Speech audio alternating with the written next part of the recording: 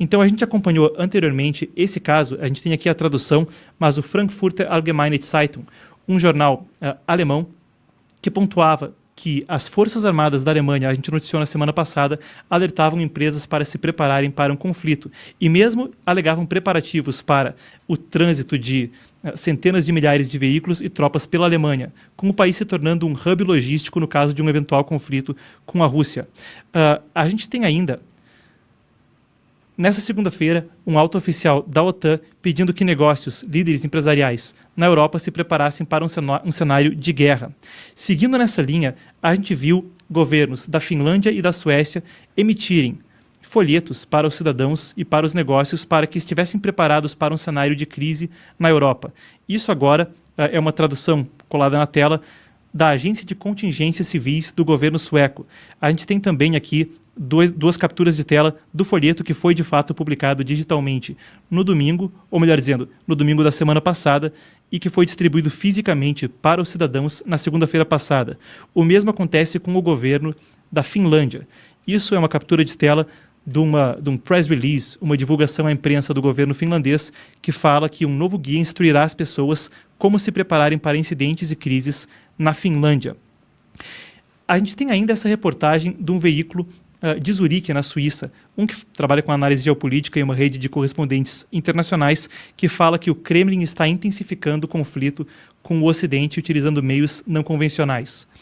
A reportagem pontua uma série de questões interessantes, mas entre as ações que você acompanhou aqui, a gente listou anteriormente o uso de armas, muitas vezes pela primeira vez, um míssil não visto antes em combate pela Rússia na Ucrânia, e a gente tem também uma movimentação que traz mais preocupação envolvendo a Ásia no conflito, com tropas da Coreia do Norte sendo registradas no fronte em Kursk, na região onde a Ucrânia invadiu a Rússia, um pequeno fronte que a Ucrânia conseguiu adentrar no país invasor anteriormente à Rússia. Bom, há uma série de questões para a gente desdobrar no caso, e para a gente entender melhor eu trago agora comigo Pacelli Lukvu, ele que agora é colunista no Epoch Times, escrevendo sobre segurança europeia, trabalha também com turismo histórico na Alemanha e residiu em Berlim durante muitos anos. Bom, boa tarde, Pacelli, consegue me ouvir? Olá, boa tarde, estou ouvindo perfeitamente, e vocês por aí? Consigo te ouvir bem. Consigo ouvir bem. Então, vamos lá, Pacelli. Vamos tentar entender um pouco desse cenário. A gente teve, na semana passada, a questão da Bundeswehr alertando líderes empresariais para preparativos para um conflito e confirmando que, sim, poderia haver preparativos logísticos para eventual trânsito em massa de tropas na Alemanha. Agora a gente tem oficiais da OTAN passando um alerta semelhante para países integrantes da Aliança pela Europa e também panfletos na Finlândia e na Suécia sendo distribuídos à população para a preparação de um conflito. Qual a sua reação às notícias que vêm da Europa e você acredita que, bom, por que dessa movimentação nesse instante? Bom, de fato, a gente tem essas notícias do aumento de tensão, isso a gente não pode negar. O interessante é que se você for observar, por exemplo, os últimos discursos desse oficial da OTAN, né, desse Rob Bauer, é o nome dele, falando muitos anos atrás, o tom era completamente diferente do tom que ele fala hoje em dia. Ele diz realmente que a OTAN deve estar preparada para um cenário de conflito, né, infelizmente, principalmente com a Rússia, mas ele destaca a aliança da Rússia e várias manobras militares, treinamentos militares em conjunto, principalmente no Ártico, por exemplo, né, nesses últimos tempos. Eu acho que a parte mais interessante que a gente deve mais chamar a atenção da gente, mesmo para quem não é militar, para a população normal, digamos assim, para a pessoa que está assistindo a gente, por exemplo, é a mudança de paradigmas que a gente tem nessa notícia. Mudança de paradigma em que sentido? Vamos lá, se a gente pensar economicamente falando, o mais lógico a se fazer, uma decisão que a empresa deve tomar para gerir seus negócios, para os seus negócios serem geridos, é exatamente você pensar no mais eficiente possível. Você comprar os seus insumos o mais barato possível e vender no local que pague mais caro. Só que, a partir desse momento de aumento de tensão que a gente está tendo, né, OTAN, a Rússia ao lado da China e assim por diante, a gente começa a perceber alguns avisos por parte do meio militar para que o foco deixe de ser na eficiência e passe a ser mais estratégico. O que é que eu quero dizer com isso? O que eu quero dizer é que, ao invés de grandes conglomerados de várias empresas estarem simplesmente comprando, simplesmente por ser mais barato, de países que podem se tornar, no futuro, eventuais inimigos, como é o caso da Rússia e da China, a gente agora passar a comprar nossos insumos exatamente de países que sejam estrategicamente mais seguros. Por exemplo, comprar de países da América do Sul, por exemplo. Né? Esse eu acho que é o grande foco dessa notícia que deve chamar mais atenção para o público comum. Então, por exemplo, a Alemanha passou essas últimas décadas em grande crescimento para padrões europeus, né? Em grande crescimento, com a economia indo muito bem, exatamente porque ela estava pensando muito mais na questão da eficiência do que na questão estratégica. Então, por mais que a Alemanha tivesse tido vários avisos de que essa dependência do gás russo, que a gente acabou vendo que se tornou uma coisa muito negativa, né? Mesmo assim ela não abandonou, ela pensou mais na eficiência do que na questão estratégica. A gente tem os resultados hoje em dia e eu acho que o meio militar está alertando exatamente para o meio empresarial de que as decisões talvez tenham que ser tomadas mais sobre o aspecto estratégico do que sobre o aspecto de eficiência econômica, pura e simplesmente.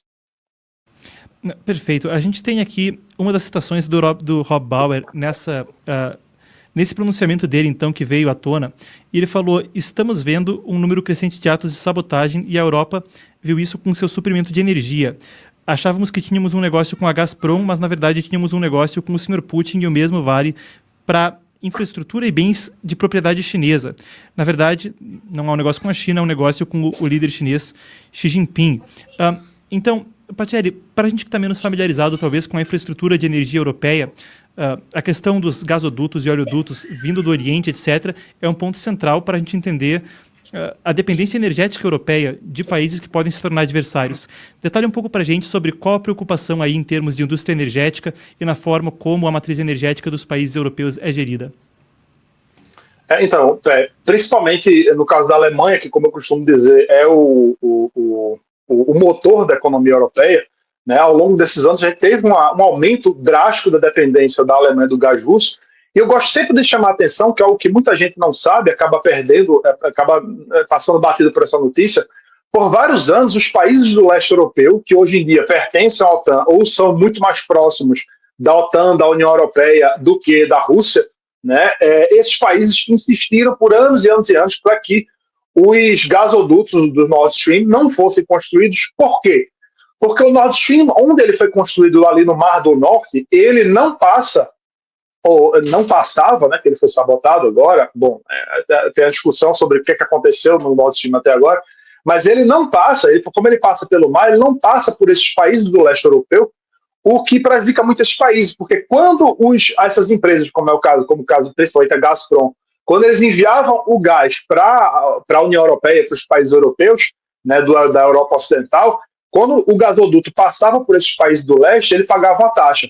Então, essa taxa, que era substancial por conta do volume de gás que era transportado através desses gasodutos, era um dinheiro que era, muitas vezes, ou poderia vir a ser aproveitado para a defesa desses países, né, enquanto que a Alemanha tomou a decisão de passar o Nord Stream, né, pelo Mar do Norte, por isso o nome Nord Stream, sem pagar essas taxas para os países, do leste europeu, países muitas vezes mais aliados com a Europa Ocidental do que com a Rússia, por exemplo. Não, perfeito. E, claro, a gente já discutiu isso anteriormente, mas o timing de pronunciamentos como esse, em virtude de uma eleição que nos Estados Unidos acaba com Donald Trump se sagrando vencedor, você vê algum tipo de correlação entre o momento no qual essas notícias vêm à tona e a eleição de um novo presidente nos Estados Unidos? E mais, no momento, claro que tudo isso é muito especulativo, mas na sua análise, a OTAN se aproxima mais ou menos de um eventual conflito com Trump na presidência? É sempre muito difícil, né? Uma pergunta como essa, mas você já me deixou à vontade porque você me disse que é algo muito especulativo. De fato, é muito especulativo. Se for para especular, realmente, eu imagino que esteja mais longe com o Trump na presidência. Por quê?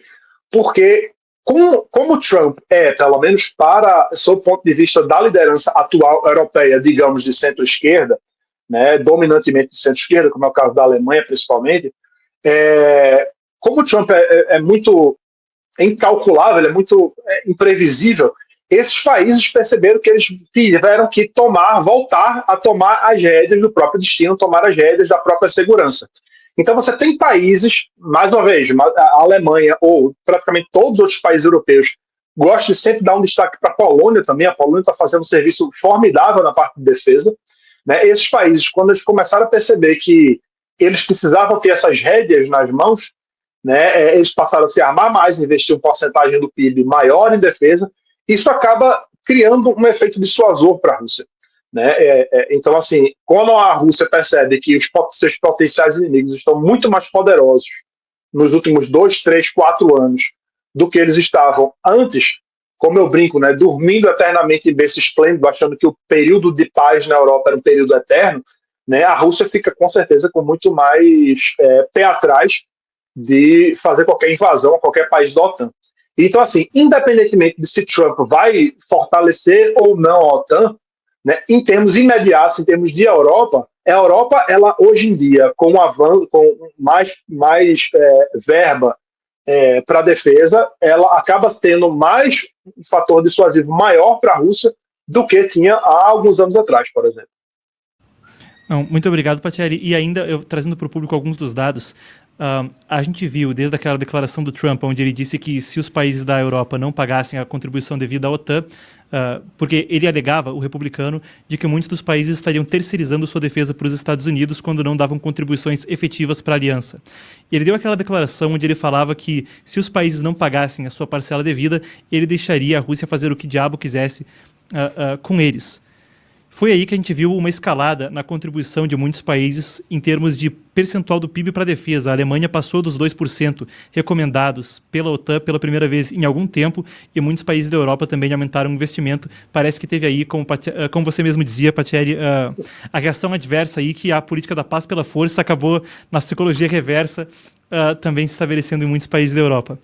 Bom, eu agradeço imensamente a participação e fica o convite também ao público para conhecer o trabalho do Patieri via Instagram, rede onde ele é mais ativo, em @agendaberlim. A produção pode colocar aqui os nossos arrobas abaixo. Vocês podem conhecer mais do trabalho do Patieri em @agendaberlim. Ele que, além de análise, artigos, etc., e a coluna dele que estreou no Epoch Times, também faz turismo histórico, etc., presta serviços para quem quer conhecer a história da Alemanha de perto. Então, muitíssimo obrigado, Patieri, e a gente se vê na programação. Eu que agradeço. Até a próxima.